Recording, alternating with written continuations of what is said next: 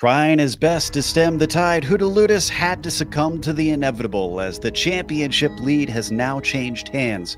But that doesn't mean all hope is lost. The Greek driver is still within 8 points of Ironom, and 3 remaining rounds presents a chance to shove the pendulum the other way.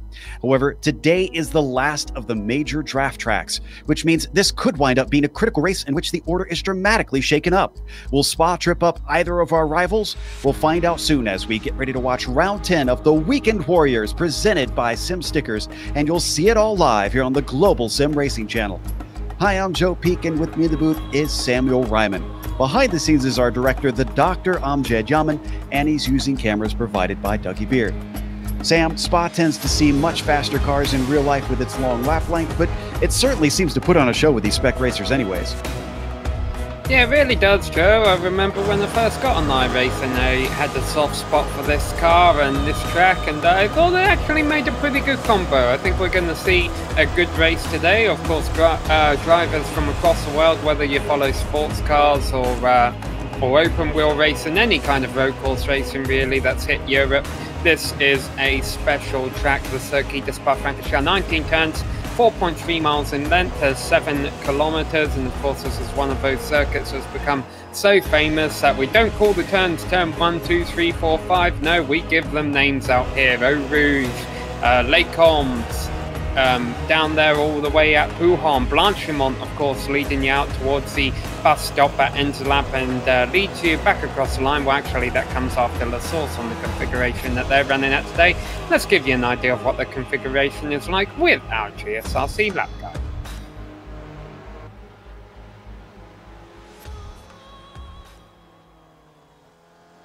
Alright, we've got Amjad Yaman in the GSRC SRF, so let's do a lap around Spa. Coming across the start-finish line, you want to keep the car as far left as you can go and then hit the binders once you spot your brake marker. The most important thing about the infamous La Source hairpin is nailing that exit. The outside is paved, so you get a 1x at worst if you get on the power early. But come out of there with no speed or get on the power late, and your lap time will really suffer. Now, we plunge down the hill towards Eau Rouge. In the small underpowered spec racer, this will easily be flat out, but that doesn't take away how critical it is to get the line right through here. Just like La Source, navigating it properly will set you up with momentum on the long climb up the Kemmel Straight. And now that you've reached it, take a breather, sip your drink if you need, check your mirrors. You've got a lot of time to ponder what you did wrong and what you did right. The one thing that will keep you from totally relaxing is the draft, which will keep cars close all race long. And as we hit the braking zone for Lecumbe, anyone who isn't fully past you will be looking to beat you to the first apex. Thankfully, since this is basically a large chicane, defending from the outside can be done. From there, it's just a matter of lining your car up for Malmedy and just giving a little lift to get the car through the corner. We're now at the highest point of the track, and it's all going to be literally downhill from here. Rivage is another spot where sneaky passes may happen, but the lift throttle oversteer of the SRF makes this a 180-degree right-hander, one that requires balancing the car with the gas. After that, it's a short sprint to the next left-hander, which is one more small lift, and then get your foot back to the floor. I always love this part of the track because if you look across over the trees, you can see the rest of the circuit in the valley below you. But there's no time for sightseeing because you've got to get your turn in perfect for Pouhon or suffer the consequences. This double apexer catches out even the best drivers from time to time with its difficulty. It's quick, it's downhill, and it's dangerous. If you got it right, you got to send the car to the left to set up for Fagnes. Just like Lecumbe, this is something of a large, quick chicane.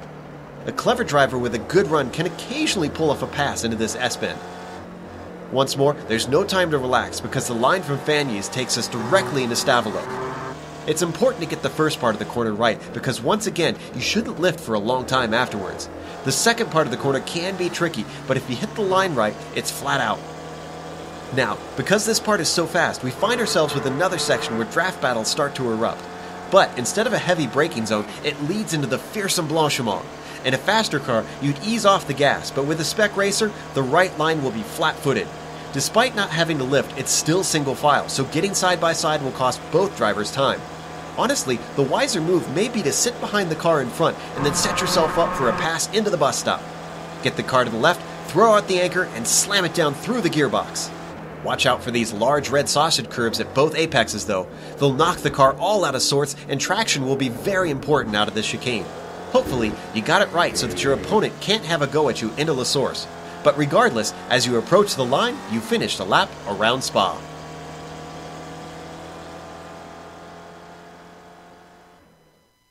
Never fails to impress, running through the hills of Spa and all the beautiful scenery, even here in the sim world. And, well, as beautiful as it is, it can still bring challenges. And, well, life can bring challenges, especially for men in the modern world. Don't let it get you down. Talk to someone. Support for Guys wants to listen and wants to help you realize the potential of a happy life. Their goal is to help you find ways to cope with life's ups and downs. The approach is simple. Find what works for you and support that new path for a better tomorrow. A counselor is waiting to listen. Visit their website at supportforguys.com. You don't have to be local. Just visit supportforguys.com and you can find that happy life that you have been looking for. Big thank you to supportforguys.com for sponsoring this series this season. And, well, we also have that championship we always keep talking about. It's getting very close to the end, and unfortunately it has changed up the top. Well, fortunate or unfortunate, depending on who you're rooting for. Dimitri Hudaludis is now 8 points down from Ironom because he was only third finishing last round. Kane Halliburton stays in third, but look at that. David Stefanidi up 2 positions to fourth with that demoting Jason Perry down into fifth. We have a Spec 2 championship. It's basically sort of like an amateur championship. And Sam, what are the points over there? Well, we've actually got a tie at the top of the standings, Joe, when you take a drop weeks into account. Bob Kern and Jens Nordstrom, after strong performances recently, are tied on 270 points. But even then, they don't have a whole lot of breathing room, because right behind them, 3 different British drivers almost tied in a 3-way tie for third, with Ross Nicholson only 2 markers ahead of C. Love and Adam Bradshaw. So still lots to be decided with just 3 races left to go. And this of these 3 races, of course, is round 10 out of 12. So let's take a look at the points, or excuse me, not the points championship, but the event details rather. This is an open setup series, and there's not a lot you can do for the Spec Racer, but it is still important to try and make sure that you're comfortable in the car. The real thing that you need to watch out for is that 35% fuel. That is 35% of what the real car can hold, which means, as you can see below, there is 1 scheduled stop that these cars will have to make, which is not typical to what the real things do. Usually they go from start to finish. The points today with this large field is probably a little bit better off for the likes of our main contenders, because they are rationed 100 to the winner. And then, of course, they have 90 to second place, 83 to third. And then from there down to last place, it's rationed out to 25 points for last position. More cars means there's less markers between finishing positions, so less to lose by losing spots out on track. They do have penalty points. So if you have too many incidents, every 10 that you hit, you lose 2 more points. They have a fast repair as well, so a spare car is out there waiting for you just in case you run into some serious trouble. And you better hope that that happens within the pit window, because if you get any sort of damage out there today, much like we saw with last week, you're going to be down on top speed. So as we watch the drivers work their way through qualifying, right now up at the top, Hudaludis is our fastest, and significantly, Sam, by 0.3 over Madden and a few more over Nom, which, as always, are working together to try to use that slipstream. Yeah, Nom is actually back in 4th place on the grid right now. David Gaspers is holding 3rd provisionally with just about 5 minutes left in the qualifying session here at Spa. And now as we ride on board the rear of Aeronom's car, heading through Blanchimont and up to the last couple of turns. Now on our lap guide, it did actually start at the Grand Prix start line just here after the bus stop, but today's race will actually start on the run down to the Eau Rouge Radilon complex. There'll be a rolling start down the hill there. Yep, La Source going to be the last chance to try and make that overtake before the finish line. Now, currently Nom is leading Madden between these two. No, very similar cars. Bushfink obviously holding that typical scheme. Madden, if you ever wonder, has the yellow rims on his machine. So down the hill, let's see if John is able to increase his pace, maybe get himself to pole. They cross the line, and he doesn't go faster. Gnome as well also does not go faster. Now, these are long laps around here, Sam. So unlike at previous tracks, they're not going to have too many more chances. No, I think we're only going to be able to clock off 2 more attempts. We just had another driver jump up there. That Elson, I think that we're looking at, he is in 5th now. Yep. Yeah, he had 2:48 last time by. He's actually riding just behind Jason Perry in the Spider-Man car. And they're also dragging along Philippe Chauvin, who could definitely use this. He's sitting all the way back in 9th behind them.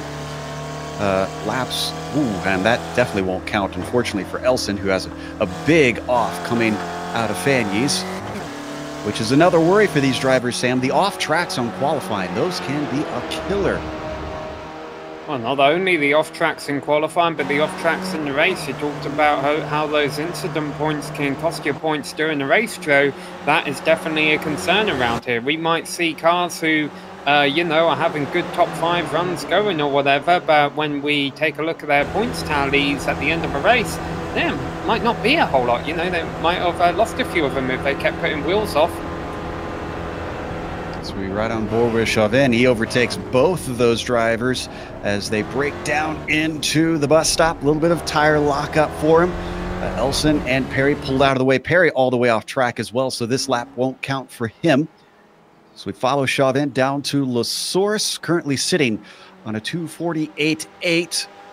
This lap looking relatively fast for him. Just needs to get this one right. Another small lockup. Smoke trailing from that right front, but he gets it turned in time. Let's see what the number 29 has got underneath him. I didn't know you could lock a tire that badly on one of these Spec Racer 4 cars, but it worked for Chauvin. He got his best lap time, currently sitting 6th. Yep.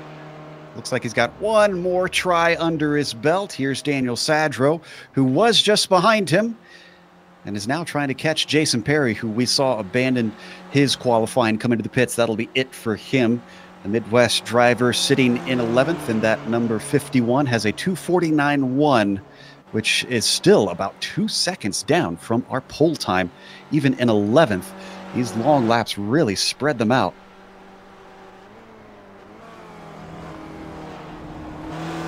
Bus stop once more. That one probably not going to be a fast lap, seeing that. Now, you talk about setup here, Joe, and for the most part, yes, you just want a comfortable setup to get you through the infield. There's really not a whole lot you can do with this car to gain top speed, unless I'm completely missing something, and I've just never figured it out. But what you are going to be careful of is, even if you have a car that you're comfortable with for 90% of a lap, you still need to, whoa, big moment there for Fred Desai. You still need to be wary of making sure your car can navigate through the slow turns at the end of a lap, a bus stop and a source, because if you can't get a good run out of those corners, there's good overtaking zones coming up right after them that the driver behind you might try and capitalize on. Certainly is. And as much as we're giving to this qualifying, obviously the draft means that it won't mean a huge difference. You just don't want to be in the thick of the pack. We're watching Ramon Regalado down in 16th. Right now, actually, I'm watching Stevie Ray, who's qualified 15th, because he's about to finish a lap. Nope, he's abandoning it. Never mind then. He caught me out on that one. So that is going to be it for him, because, again, he's not going to be able to get out and get another lap started in time. See who else is getting ready to finish theirs. This is Adam Bradshaw that we see coming out of Stavelo. Yeah, remember the cars with the numbers in the 200s are our tier 2 drivers, as it would be. They're going to race just as aggressively with the other drivers out there. In 4 position, they're not in a separate class. They don't have to start separately or anything like that.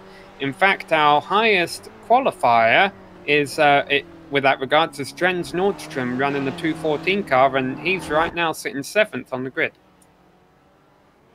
Oh, Bradshaw going pretty wide, and the clock is over. So now we are watching cars on their final lap to try and improve their position. This is Nordstrom sitting 7th, one of those Spec 2 drivers. This is actually very, very high up. He could have been helped a little bit with draft on his 248.4 that he ran, but this is it for Jens. You can see him heading now into pit lane. Edward Doherty going to be the next across the line. He's in 22nd. As he comes around La Source, let's see what he can do with his 251.2. Down and across the old start-finish line. It is faster, and it bumps him up to 19th. Nicely done. Edward Doherty there, gaining 3 positions. Daniel Sadro also out on track, but no drafting help. David Gaspers has a drafting help of Richard Valley here. But I don't know if Valley's actually holding him up in the turn. Gaspers currently sitting 3rd, and yeah, that doesn't look fast at all. Yeah, unfortunately struggling a little bit with this traffic, even with this long lap and not a full field. Still could get slowed down if you don't time it right. I can report that the driver ahead of Madden on the front row, that's John, excuse me, ahead of Gaspers, that is John Madden on the front row, just abandoned his qualifying, so he did not go faster and take the pole. And Gaspers as well is going to give up. Ironam is off the track, so I don't think we've really got anybody that is able to overtake Dimitri Houdaloutis for this pole position. We still have quite a bit of time to wait and a lot of cars coming to finish. This is Nick Carty, well down the order in 31st. I see Alan Chapman, another one of the Bushfink drivers, just coming up through the bus stop right now in 9th. Yeah, we got about 4 drivers about to finish a lap here. In fact, Matteo Dont only has a 257, and he just had a big mistake in the source, so he's not going to improve from that. Alan Chapman's lap time currently, though, is so fast, I'm not sure if he's going to be able to improve much on it without help from a drafting car in front of him, and in fact, he's coming to the pits, yeah. Yeah, we can see on his timing, his current lap is a slow one, unfortunately. Antonio Reese is behind him, though, and it looks like Reese is going to finish his lap. He's sitting on a 249.6, so as he crosses, looks like he does not improve. He is about 0.3 down, sadly. Yeah, and Wayne Palmer was swerving out of the last turn, which was an indication that he doesn't anticipate going any faster. What about Mick Carty? 253.5 time to beat. I think he's our last car across the line. And that wasn't exactly a hot lap yet. So just getting some more experience in there. I think that's going to wrap up qualifying, Joe. It is indeed, everybody. So let's go through our starting grid. A relatively large field out here today. Dimitri Houdaloutis puts it on pole.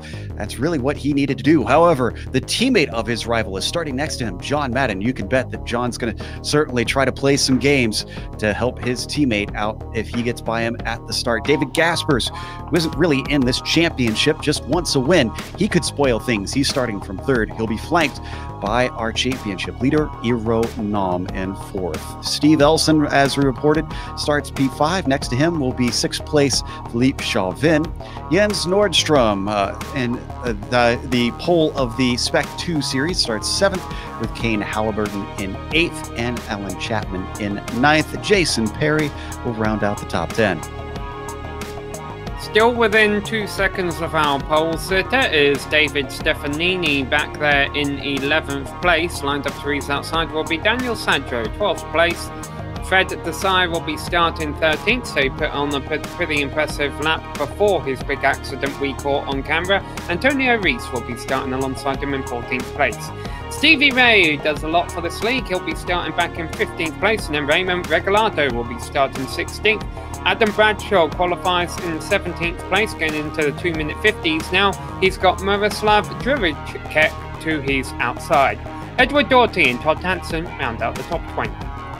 Francois Van Dornveld is 21st, with Paul Godden starting 22nd. Then we've got Courtney Love starting 23rd, with Wayne Palmer in 24th. Jeff Jacobson starts P25, and Jeff Cantor will be behind them in 26. Richard Valley starting 27th, and Mark Geham in 28th. Miro Fraskis will be P29 at the drop of the green. Gary Wolbolt next to him in 30th. Nick Carty, starting 31st, with Matthew Daunt 32nd. The only car that did not get a time was Paul Barbuza, starting in 33rd. Well, Joe, they can't have a much worse start than they did last week, so this will be interesting, especially considering we've got 2 teammates starting in positions 1 and 3, and 2 teammates in positions 2 and 4. So it'll be interesting seeing how they all get themselves sorted out on that long run down to Lake On. What do you think that the first 2 rows are going to get a good jump off the line there, Sam? Leave everybody behind. It's, I've got to imagine, after the disaster that we saw last week at Watkins Glen heading through turn 1, that these drivers are going to be careful through Eau Rouge and Réguilon. My concern is Lake Ons. And especially considering that it's quite cool here today. The track temperature is very cold. Not going to be a whole lot of time to warm up these tyres on these Spec Racer Fords. And they're all about to throw these cars, which don't always behave all that well anyway, down a very long straight into a very good overtaking zone. And hopefully all 33 cars will get through it cleanly. And if not, well, we'll see. Yeah, that corner and Eau Rouge, obviously known for maybe a few incidents on the first lap, but probably still a better option than this one that they're coming up to, La Source. Probably more notorious than those other 2 for causing incidents at the start of the race. But thankfully, since they are running the classic pits, they do have to follow the pace car and stay in line around this sharp hairpin.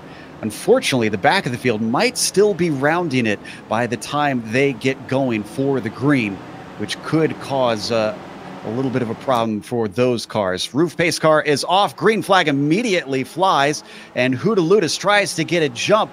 It looks like a much better run. Wow, look at that. Madden covering them off, though, almost immediately, trying to make sure that they can't get together. Unfortunately for Nam, Steve Elson managed to get by at the start, but now look at them start to fan out, already going 3 wide for the lead down the Kemmel Straight.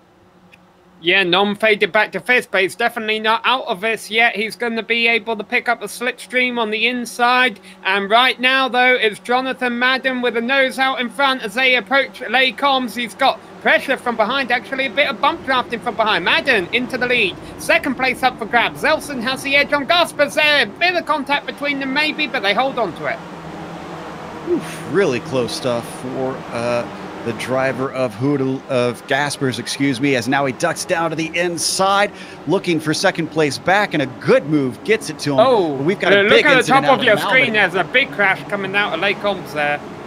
Looks like Paul Godin involved in that. Wayne Palmer, we'll get back to that in a little bit. Looks like that was actually started by Todd Hansen, unfortunately. So, as they come down through Puhan now, the leaders getting themselves mostly single file. Your order at the top of the field is Madden, Gaspers, Elson, Hootalutus, and Nom for the top 5. Our pole sitter going from 1st all the way down to 4th. Yeah, top 10 pretty much all started in the top 10. Have just switched their order back around. That big incident kind of took place at the tail end of the field, so even though it was ugly for a lot of drivers back there, fortunately the car count compared to what we saw last week at Watkins Glen, a lot less. This is a 40-minute long race, so these drivers know they've got a long ways ahead of them. With about 2.5 minutes a lap, though, the lap count's not going to be too high, so not a whole lot of passing opportunities if all you're going to do is make it happen in Les Combs. Fortunately, the draft is so strong and there's so many long straights around here. As David Gasper shows you right now, there's plenty of places to pass. He's going to try one up a bus stop. Obviously wants to lead this race and determine the pace as they break down an all accordion together.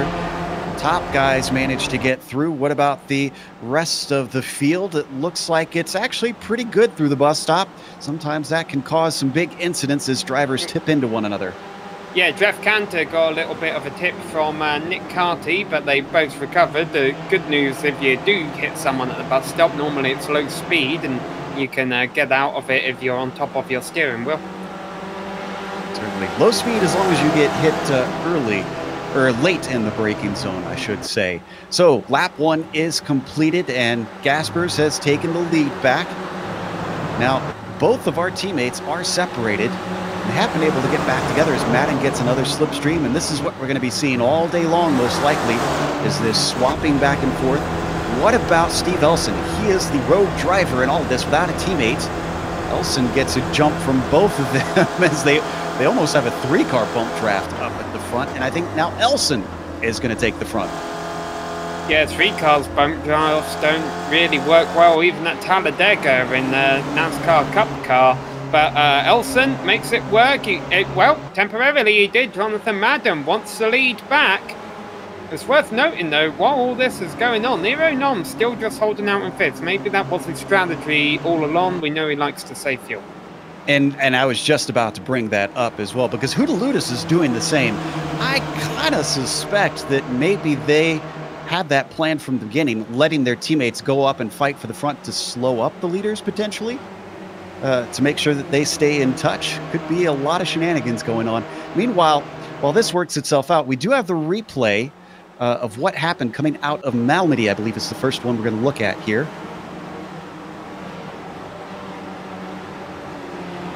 One car gets into another. Oh, it was actually 2 separate incidents. The 84 just shot off course, and there was contact with 2 other cars.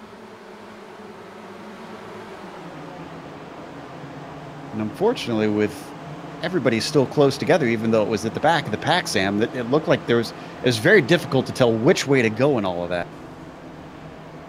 Yeah, and it's right on the exit of Les Combs. So, I mean, you always know Les Combs is a danger zone, but the problem is that that's where you're kind of starting to think you're through it, and you're getting on the loud pedal on the run down to Rivage and coming out of, you know, not exactly a blind turn, but a turn nonetheless, so you can't exactly see the exit. And then all of a sudden there's a bunch of cars. Meanwhile, though, still a good battle going on for the lead, side by side into the bus stop. And up at the front, that side by side is Gaspers and Madden still. Gaspers gonna get the run on this one to La Source. Todd Hansen, who we saw, has returned to the track with his spare car after that huge... Oh, and that was Bradshaw in the background we just saw spinning.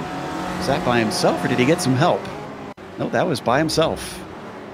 Looks like he hasn't picked up much damage, though, so... Yeah, didn't hit a thing.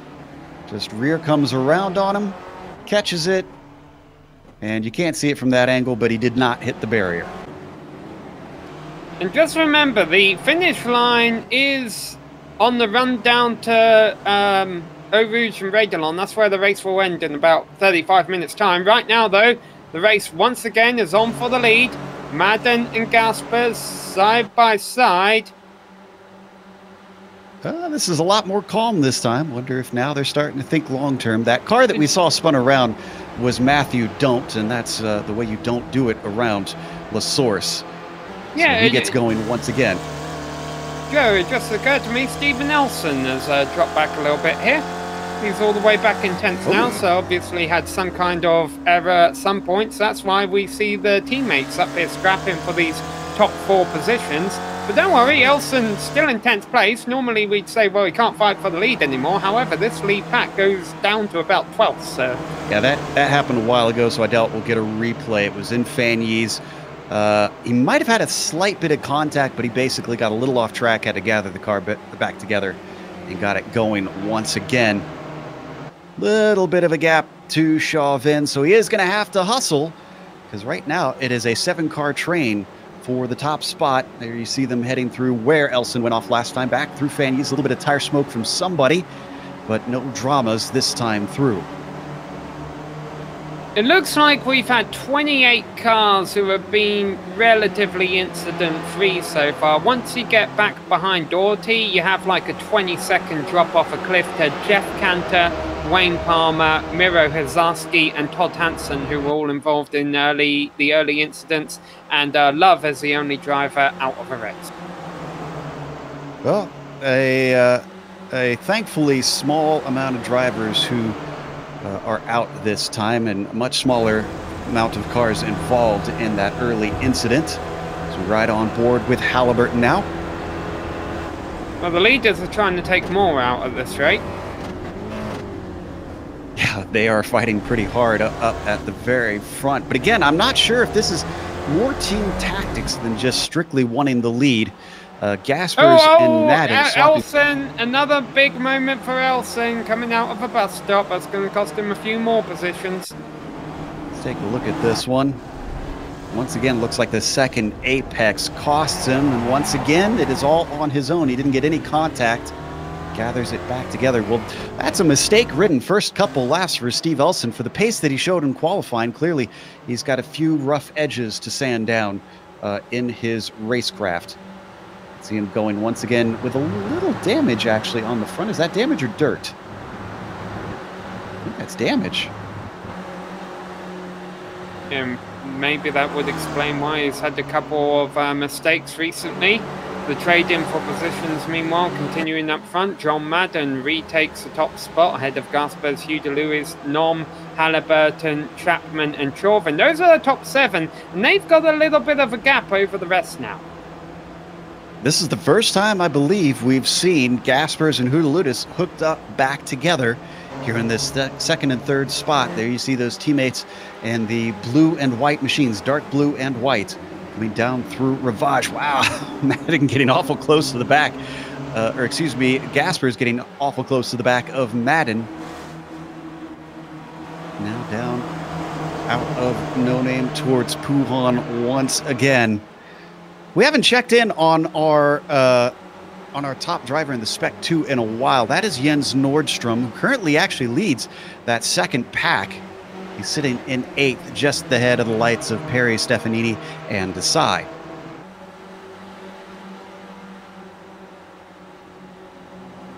Looks like we had another casualty to the race at some point. Richard Valley had to take a tow to the pits or something along those lines, but he's got back out there going again. Obviously not going to help his cause for a strong finish. But yeah, got to keep an eye on these Spec 2 drivers as well, Joe. As you mentioned, Nordstrom, well, honestly, he's got quite a good advantage over Regalado right now. About 5 cars in between them on track. Yeah, but it looks like Regalado is... oh, well, no, he's not catching, actually. That was not him. That is Elson at the tail of that train catching them. Barbusa is off course over at Fagnes. He made light contact with the tyre barrier. I think he'll be able to get away with it. There you see the 212 just bringing it to a halt and a slight little tap. And once again gets it going. He returns in 26th. He's got a little bit of help in front of him in the form of Wolbolt. Those two could potentially work together to try to regain some time. Speaking of time, you see we've clicked off the first 10 minutes of this race in just 4 laps, so you're not really looking at much more than a 15-lap race here today. It's just going to take a while to click off all of those laps. As they come around to complete lap number 4, it's still Gaspers leading them around here at the Circuit de Spa-Francorchamps. That 7-car lead pack has pulled away, and then honestly from 8th on back it's a little bit more broken up. You see another swap here. Madden going around the outside of Gaspers down to Lacombe. Now, Sam, I'm not sure if this is a viable strategy, and tell me if I make a better commentator than a crew chief, but I wonder if either of these teammates, is it worth them to duck off early, get away from this group, and just work with 2 of them out there instead of having this 7-car train and deal with climbing through the field? Or is it better for them to all stay packed together? Yeah, it could work. It depends on how comfortable they feel. I mean, these are all smart drivers out here, I would say, leading the top 7 around right now. But the other thing I'd be looking at is at my lap times. You know, how do the lap times that I'm running right now compared to what I think I could do if I had less traffic around me? And these are all 2-minute 48s, and those are respectable still, and they have 3 seconds over the pack behind them. So, you know, there might be... I don't think it's a bad strategy, Joe. But we'll see. Right now, things are going well for these drivers up front. So they could play it either way. It'll be interesting to see how this race unfolds. Meanwhile, we should mention that we keep talking about the teamwork between Madden and Nom. They've got a third guy out there, Trackman, who, despite, I think we saw him have a big slide earlier on, he's still out there running in 6th place. Maybe it was a car like his we saw running into trouble. Yeah, I'm trying to remember. Bushfink has a big presence out here. But yeah, Alan Chapman, that is a fair point that he is the third of that 7 group, third of the Bushfink cars in that 7-car group heading towards Francorchamps right now. And it can sometimes be a bit of a numbers game. We've seen that in other lesser car series, or slower car series, I should say, not lesser cars, like the MX-5 World Tours. We got a pass for the lead once again. This is Gaspers trying to get by Madden. He's going to have the inside of the second apex, but hard to get the power down. You can see momentum swings back in the favor of Madden, so he'll stay ahead of Gaspers. But we saw in the MX-5 World Tour where a team of cars managed to work together to change the course of a championship, and this could be a case. Oh, a little wide there for Madden. Is going to give it over to Gaspers this time, but looks like a bad corner for Hudaludis. Lets Ironom now change the positions, and it is now the Bushfink drivers who are connected together. We'll see if they want to take an opportunity to rearrange their positions. To talk about pit road, it's actually just started to get busy. So that pit window must have opened. Stephen Nelson, Stevie Ray, and Antonio Reese are all in. I think those are all drivers who got a bit of damage early on, so maybe they're coming in to fix their aerodynamics. While our leaders, currently within pack cars, continue to scrap away, trying to determine who wants to lead this race. And it looks like Jonathan Madden is going to win that argument for now. Yeah, but look at this. Gasper's trying to keep them from getting up there together, and he successfully does. He split the teammates, at least temporarily. So Elson is back out. Now, did he get his spare car out, or did he get repairs? Yeah, that car looks clean on the front now. Yeah, but here's the other problem with pitting early, Joe. They're going to come out. They don't know where they're going to come out. Now, it looks like Elson might actually be passed by Matteo Dont here. And, you know, if Dont doesn't quite have the pace that he does, well, he's going to have to find a way around him. Certainly will. And the good news is, as we've seen, this is not a tough car or tough track to pass at in this car. So thankfully, I think he should be able to make easy work of these guys if he does catch them. As we ride on board with Elson now, returning in 24th position. You can see already diving it down the inside very deep. And that's one car gone.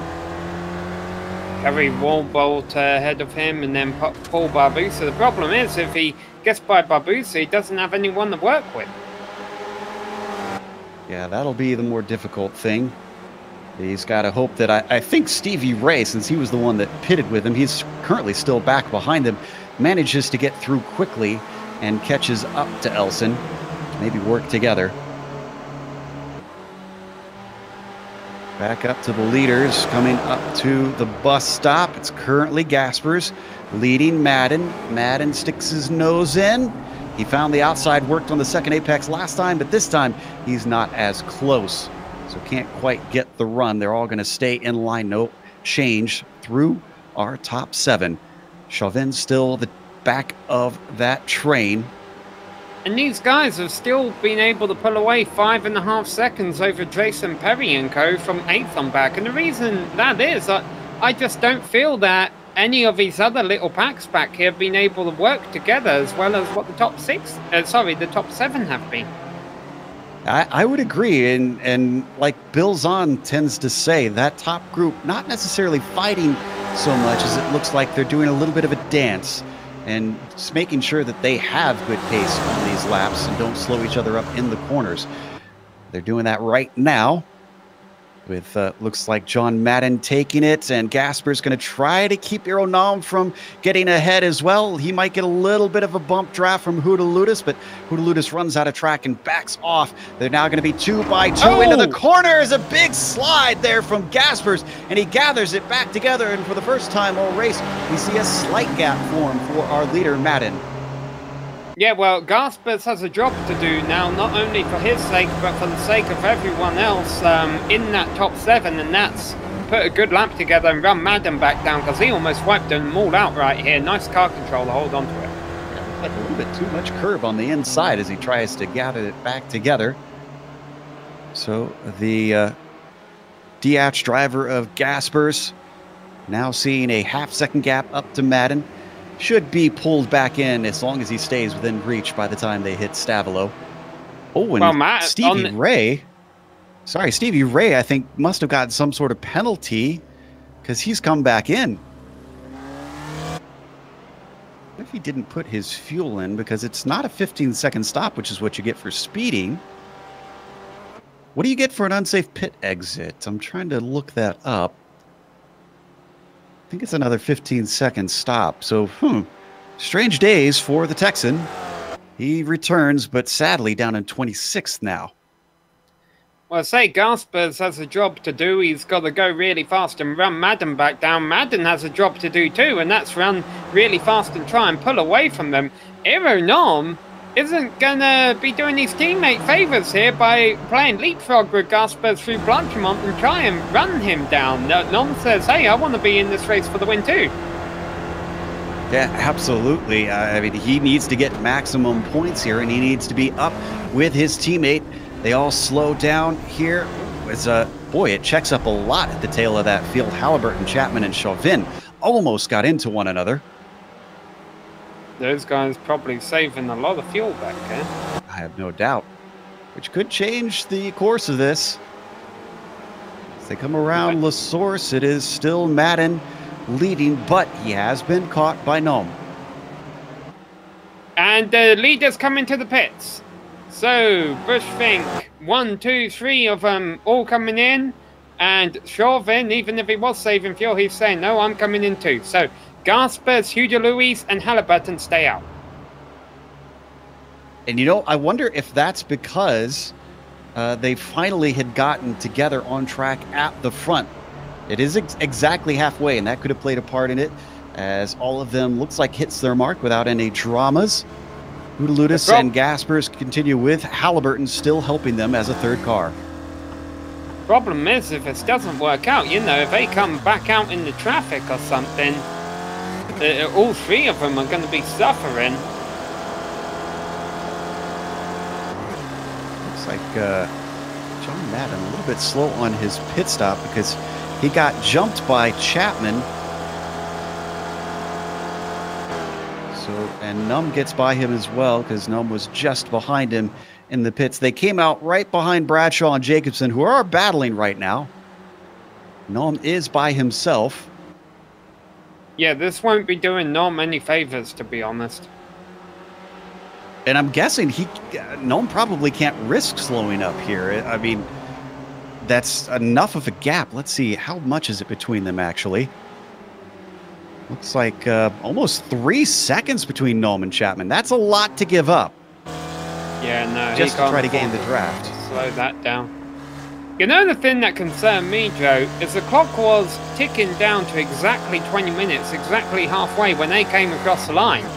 Is that an indication that, you know, they could be crossing the line to end the race with about 10 seconds left on the clock and we get an extra lap out of this? Well, remember, they did slow down for that pit stop, and that will add to the time. So it might be a lot more simple as, ooh, Bradshaw's not making it easy for Nom, and he doesn't have to. This isn't a blue flag situation, Sam. No, Bradshaw does have the pits, and Nom's, I'm sure, not appreciative of this, but no, Bradshaw has every right to race. I guess it's almost like that. It's almost like that First Amendment saying, isn't it? It's like, I can disagree with what you say, but I'll defend you to your death the right to say it. It's like, I disagree with how you're racing me, but I guess you have every right to do it. Yeah, it's whether or not you're making friends out there, because drivers remember 78 now manages to get by. And real quick, before we get to an incident, I'm watching to see if our other leaders pit, because they're coming up right now, and they do not. They stay out. So something happened to Barbuza when we weren't looking. Yeah, he's got a lot of damage on his car. This looks like coming out of Puhan. And I think he had trouble in this very corner fan use before. Wasn't it Barbuza that we saw have a little off? And it looks a little bit similar as he spins it around, gets it going once again. Now, Francois van Doornveld also had some problems. Yeah, this one was the one that was a bit uglier. Or maybe not. He already has damage on this. Did he already? This yeah, I was going to say, yeah, it happened earlier than this, maybe. I haven't seen this at all, so I'm not sure if this is 2 incidents. Oh, well, that'll do it. Manages to not hit the wall, but it looks like that wasn't the thing to cause him to take a tow back to the pit. So he is in there now and taking some long repairs, as most of our field is starting to come in to take their scheduled stops. Yeah, but not the leaders, not the 3 who we saw stay out in that lead pack, and not the second pack of Perry, Nordstrom, Stefanini, and Desai. And I want to keep half an eye on these guys because of Bushfink getting broken up during around the stops. I want to see if these guys are able to make inroads on Bushfink once this cycle of pit stops is all said and done. And we won't really get to know pace until we see them cross the line next time by. So it's a long wait before we get a clear picture of how they are compared to the likes of Hootaludis and Gaspers, as well as Halliburton. We can't count him out. He could still win this race. The 3 leaders nose to tail. In fact, Halliburton... positions.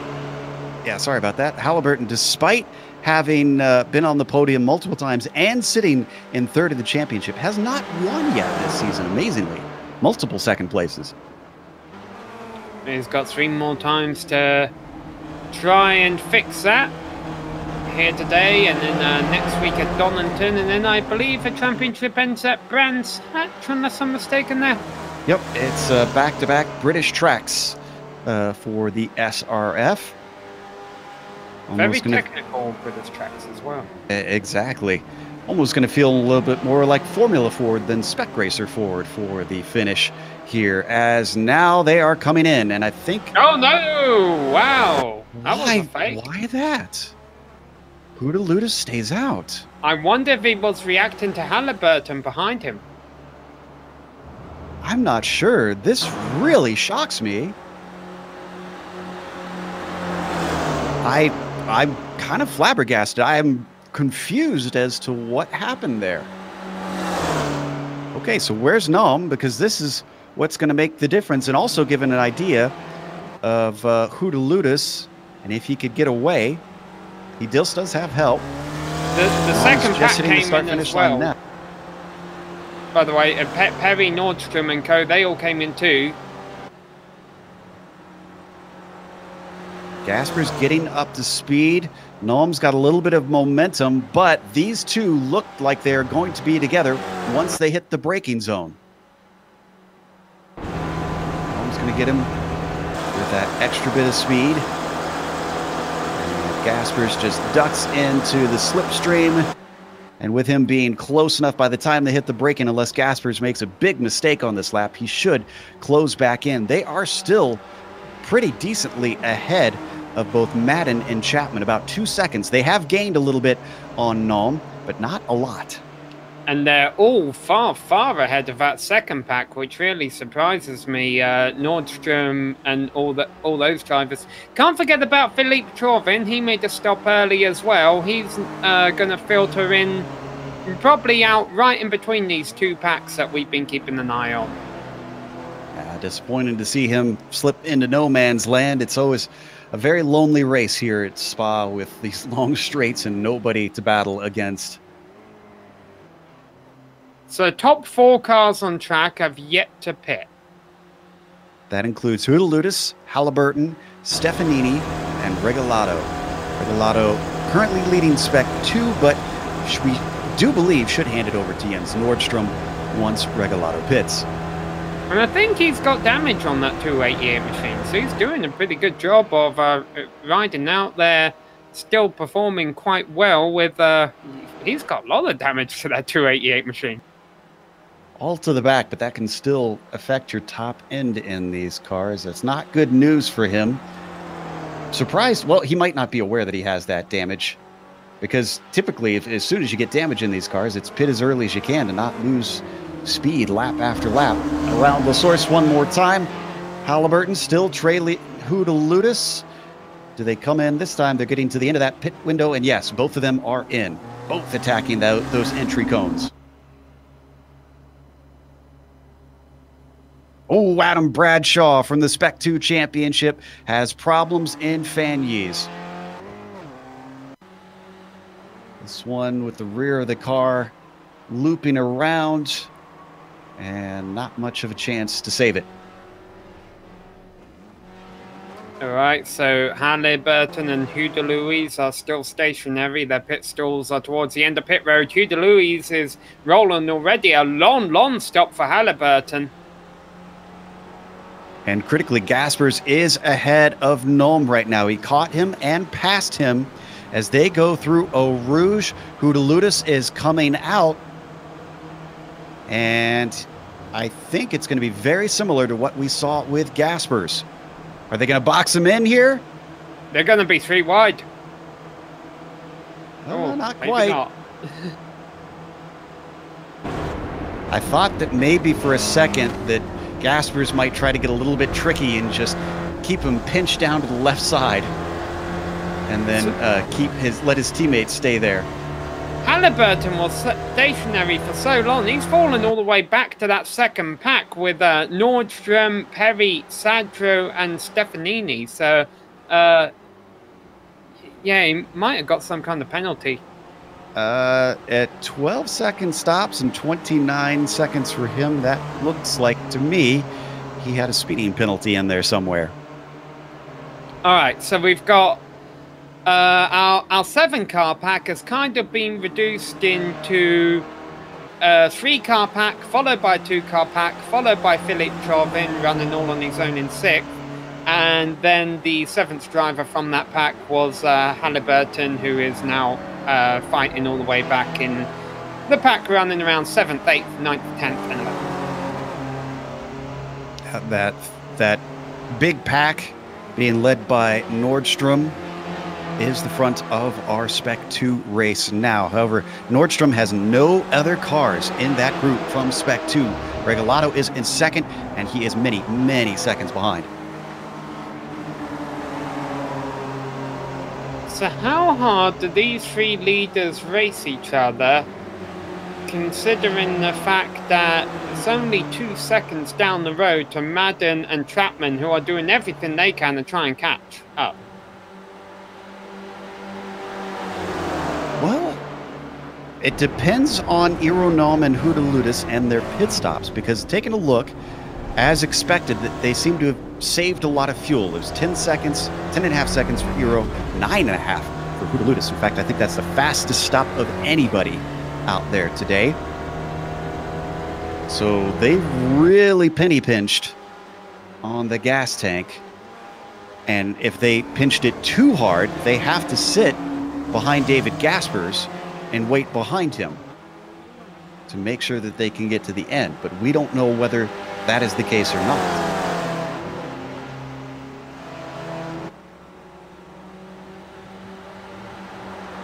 Gonna find out in 8.5 minutes, it looks like. Yeah, that's a problem, Joe. Well, let's be more accurate here. Lap time is about 2 minutes 50 seconds. So 2 laps is, what, 5 minutes 40 seconds? And 3 laps would then be 8 minutes 30 seconds.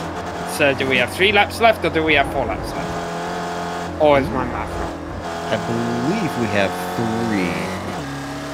3. We're But on I'm 1 of 3, saying, about 2.5 if now. we get an extra lap, if we get a 4th lap, Yeah. I hope the drivers considered that. Well, these guys do a whole lot of planning, a whole lot of math, a whole lot of practice, so I have to imagine they kind of figure out what the pace is going to determine. Stefanini gave Halliburton a little bump up the back going into Les Combes. I'm surprised they both kept it. Now, this is in that next big pack. Yeah, it must have been one of those square hits that hit at the perfect angle. They all get away with it. Perry is up at the front now. Nordstrom got overtaken. Wonder how much Nordstrom really cares about that, or if he's even aware of how far back his other Spec 2 rivals are. He's being chased by Halliburton. Disappointed to see Kane fall this far back, especially when he was in contention for that win. Now a top 10 is really what he's got to fight for. And such is the pace of our leaders, even though there is 10 seconds between the driver all by himself, Philippe Chauvin, in 6th, and our leader, David Gaspers. There is still a whole another 11 seconds from Chauvin back to Perry, that next big group. They have been flying today, Sam. They have just scorched the rest of the field.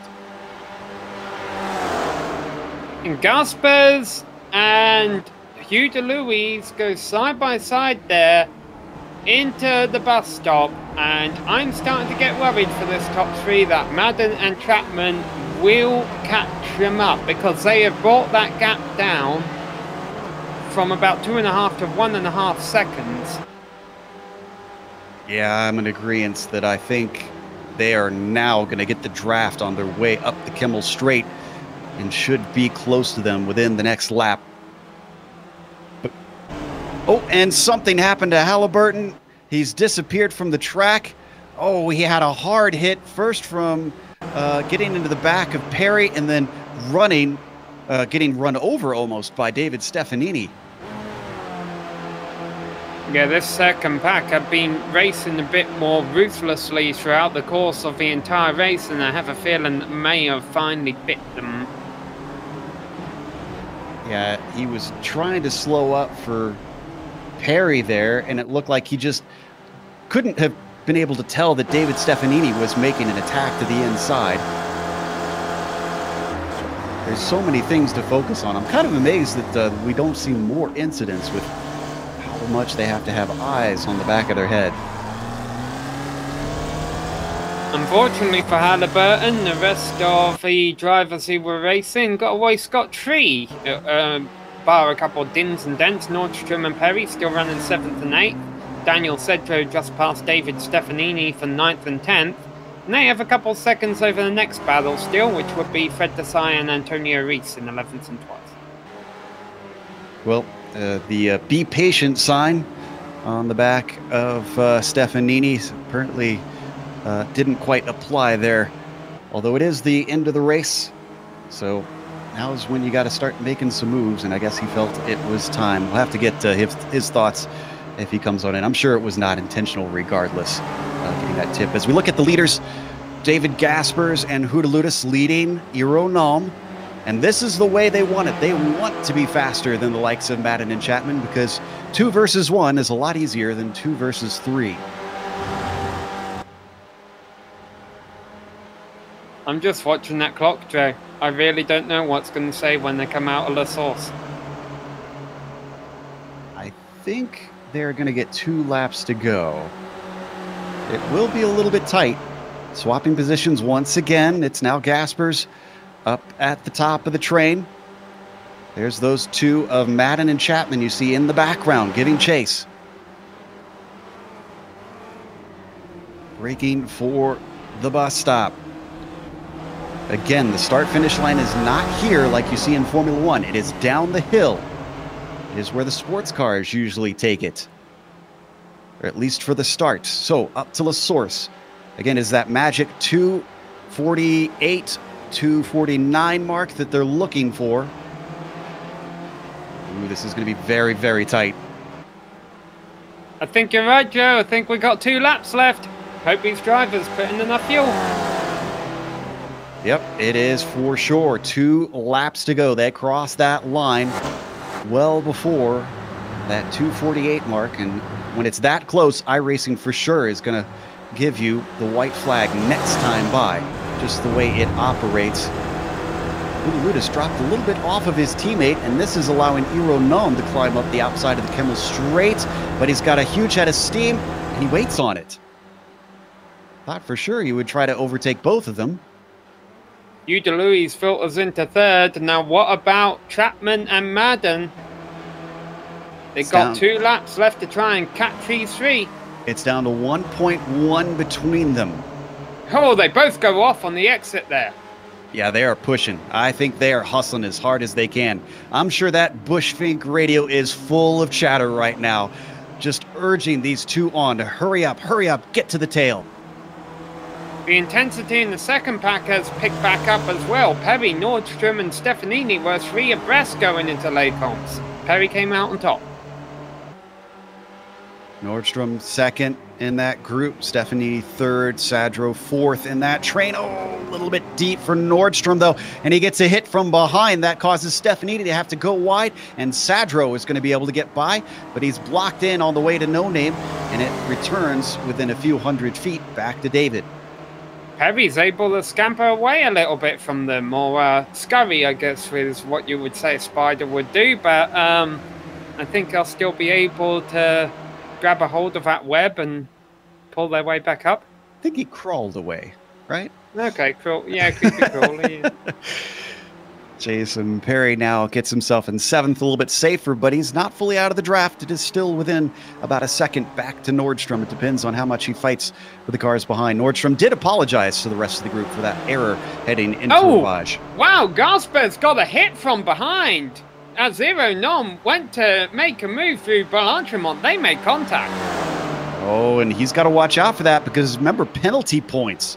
So even if he does finish ahead of him, if they clatter into each other too much, he could lose points.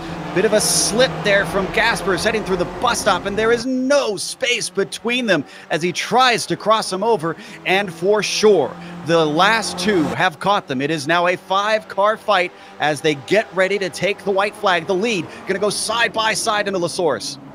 I don't know if these guys know they've still got a whole nother lap left.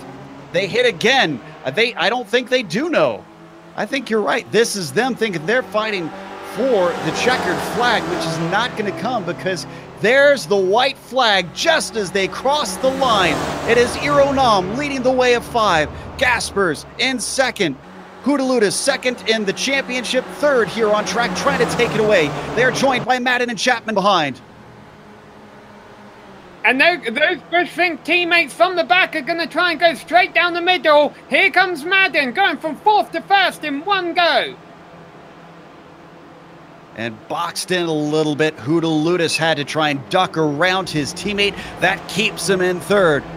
Tripping over each other now. Madden is up at the top, but that's not the driver Bushfink wants at the front. Their driver they want up there is currently all the way down in 5th and dropping back. What has happened? Is fuel too tight for Ironom? Has Ironom made a calculation error? He is falling quickly. He's got 12 seconds if he needs to save fuel. Now, his handling could be out of whack if a car hit him at the wrong angle. He's got 12 seconds to go until Chauvin will catch him. And then another 12 seconds behind Chauvin to that pack for 6, which is really broken up, by the way. I feel pretty confident the way that he's falling. Yeah, Ironom is out of fuel. Ironom did not calculate it correctly. This will hurt in the championship. Gaspers is drifting through Vanyes. He really overshot the entry, and now he gets turned by his teammate. And that provides a gap. John Madden now ahead of Dimitri Hoodaluda. Hoodaluda may gain points, but it's not going to be max points. He's also got 2 of the Bushfink drivers surrounding him. They come out of Stavolo. There's only 2 more braking zones left to go here in this final lap. 2 more rounds after this one. Chapman looking around the outside of Hoodaluda, trying to pinch him the long way around, coming up to Blanchemont, seeing if he could protect his teammate, John Madden, do more damage to the likes of the Greek driver. through I don't think Francorchamps safely. Madden's out of the woods yet, Joe. I think they've got his slipstream. His teammate could do something in the source. But they don't want to take each other out. They got to think about the big picture here. John Madden comes out of the bus stop. Alan Chapman following him. Dimitri Houdelous, he's slowing now. Did he cut it too tight on fuel? Can he make it to the end? It's now going to be down to Madden and Chapman with one more quarter to go. Madden leads them. He comes through La Source nice and clean, and as he accelerates out of the corner, how is he on fuel? It's not much between himself and his teammate Chapman. They accelerate to the line, and John Madden going to take another win here at Spa. Chapman takes second, and sputtering to the line in third, Dimitri Houdelous. And so fourth will go to Trovin. It's broken up around here. Fifth is going to go to Perry. Sixth place up for grabs between Stefanini, who really overshoots the turn, and Sadro, though, who undershoots it, gets real spin on the exit. They could be side by side at the line, although it looks like it's going to go to Sadro. Stefanini has a good run, though. They're going to be nose to nose, but Sadro just holds on for sixth place. P12's got a good battle. This is Jacobson and Bradshaw. This is for high points in the Spec 2 championship, and using as much as he can. Jeff Jacobson goes very wide coming off the bus stop. That gives him a run, but that's not the final corner. It's this one. Could he get some payback? Could Adam Bradshaw have seen that and thought, all right, monkeys see monkey do, fair play? But no, he's going to keep it nice and tight, both of them do. And as Jeff Jacobson comes down the line, I think that 12th place. And what I believe, is that actually going to be the lead in Spec 2? No, it's second. Drenz Nordstrom wins Spec 2. Raymond Regalado would have got a podium finish in Spec 2, but he is out of fuel. Oh, Cardi runs out. This went just a little bit longer than everybody expected. Let's start with the replay on Madden coming up through Eau Rouge. My goodness, what a wild end this was. Yeah, it was a power move. He's running fourth place back, and he just saw his opportunity open up in the middle of the circuit. And the other drivers thought, hey, we've still got a whole lap left. We can try and, this isn't over yet. But this was the last move. He got awful lucky because Gaspers could have pulled over and just blocked him off, but decided not to. Now let's watch the incident that took Gaspers out, sadly. Where did he actually come in at? Well, this was Fagnes.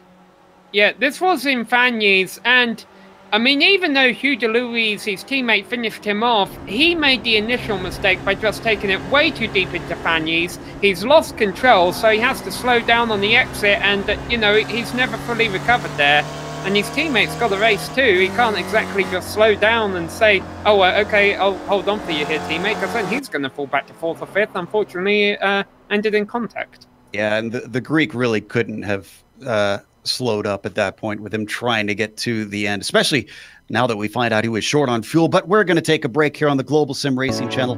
We'll come back with the unofficial results as well as driver interviews, but stick around because on screen you're going to see all the upcoming races here on GSRC.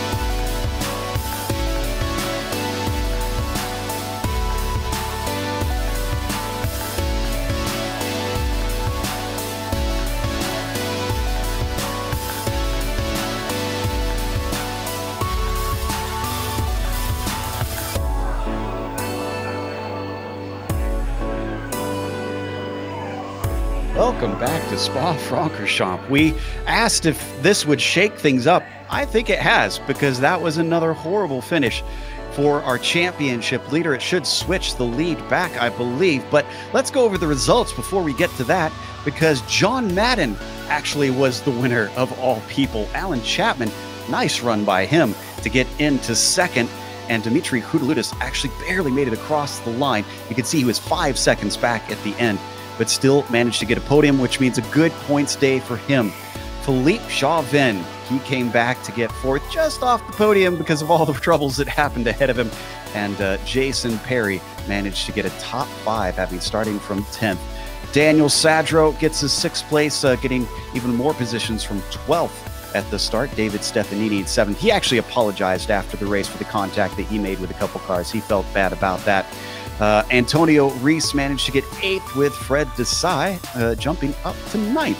And then Jens Nordstrom from Spec 2. He has been having some great races, gets 10th overall and wins that Spec 2 race. Sam? Yeah, now we get to drivers who had good races, didn't necessarily get a lot of screen time though, because there was so much great pack racing going on up front. Miroslav Druricek comes home in 11th place from 18th on the grid. David Gaspers, unfortunately not where he would have wanted to finish, all the way down there in 12th place after starting towards the front.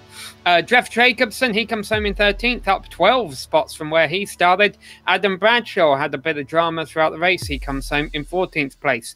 Paul Gordon finishes in 15th, and another driver making 12 positions up from where he started was Mark Gehan, all the way down there in 16th place.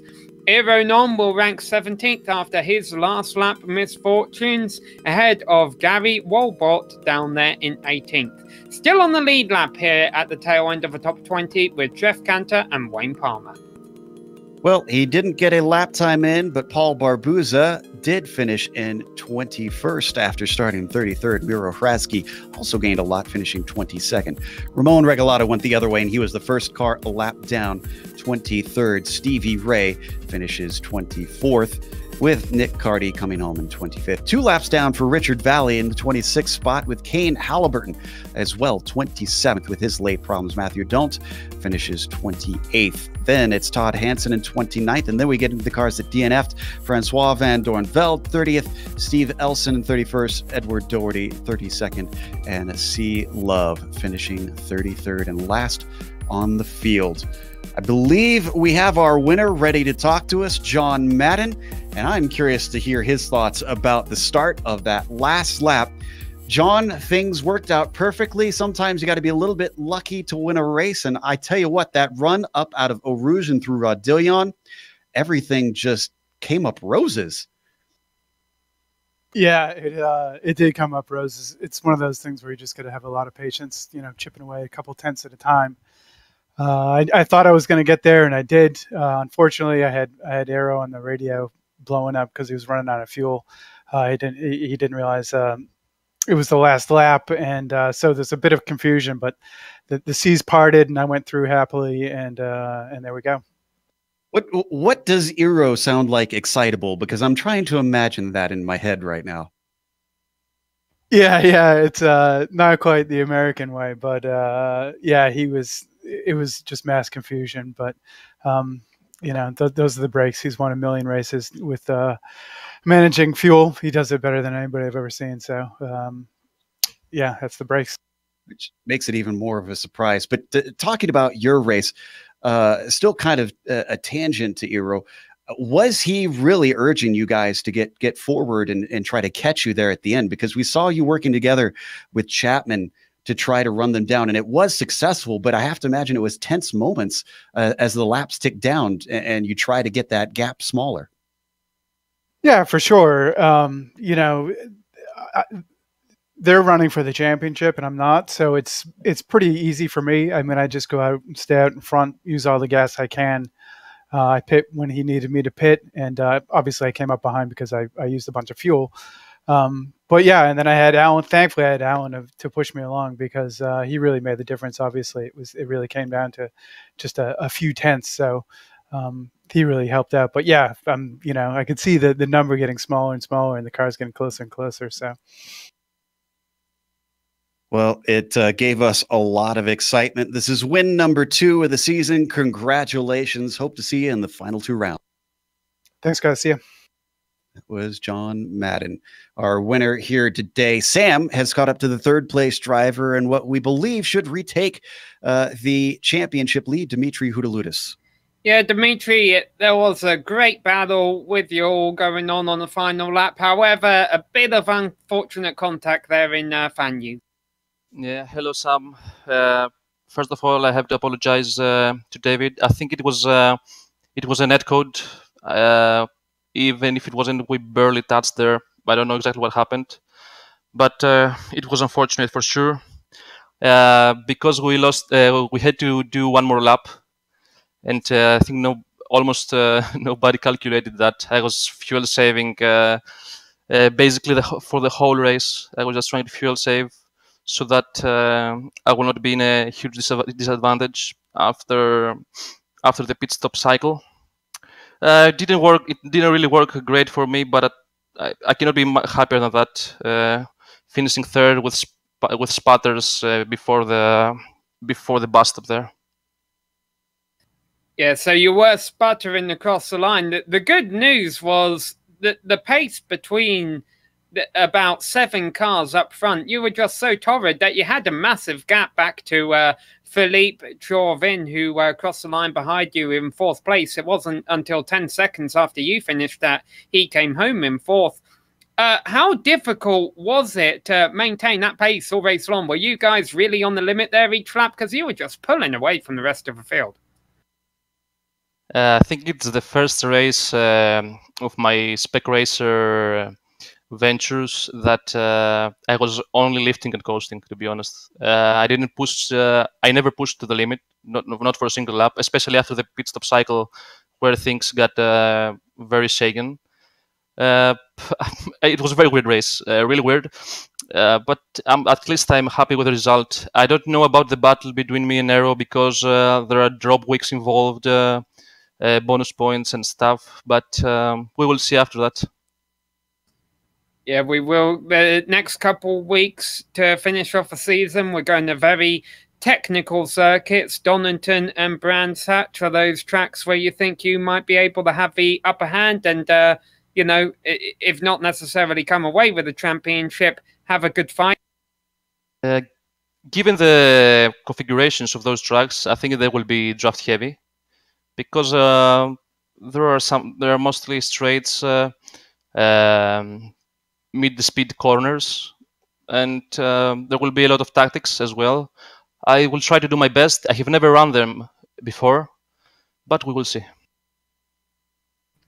Well, they are quite enjoyable. We hope you'll find them that way. I have a special place for them in my heart, having been to Brands Hatch in England myself. But we wish you all the best there, Demetrius. Congratulations on a podium finish today. It was a fantastic race to watch.